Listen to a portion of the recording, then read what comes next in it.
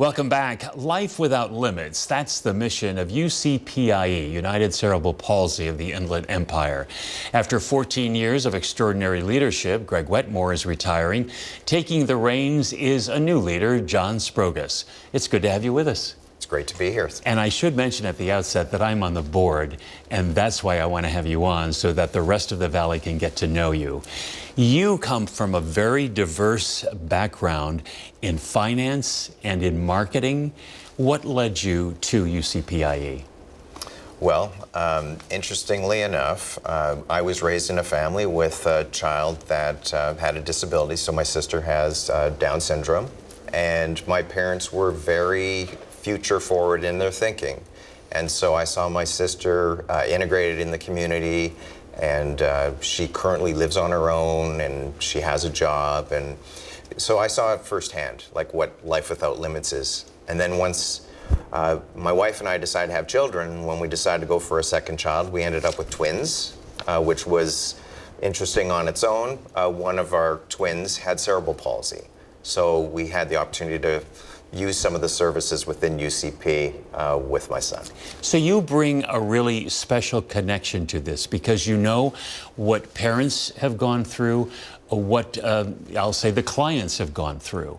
And so when you bring that to the table, how does that direct your leadership? Because I can see it from the side of a sibling, a parent, and somebody that's used the resources. There's definitely a service gap that exists right now for the families that have someone with special needs at home. And so I'm hoping I can help fulfill and build some awareness within the existing team on what those shortfalls are. There are so many different programs at UCPIE.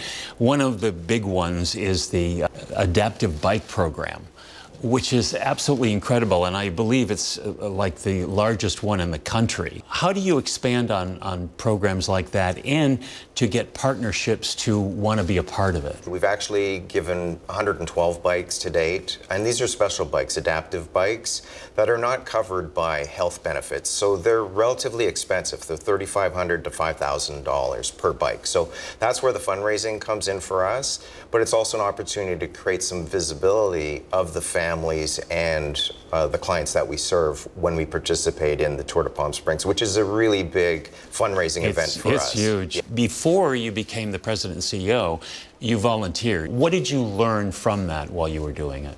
The one thing that I experienced is that quite often an extended family member will provide the respite. Because I'm a native of Canada, we don't have any support, and so we had to rely on respite workers that weren't part of our family. But what was very interesting, and unfortunately, my son actually passed away in October, and what was really fulfilling at that moment was reflecting on all the people that my son had touched.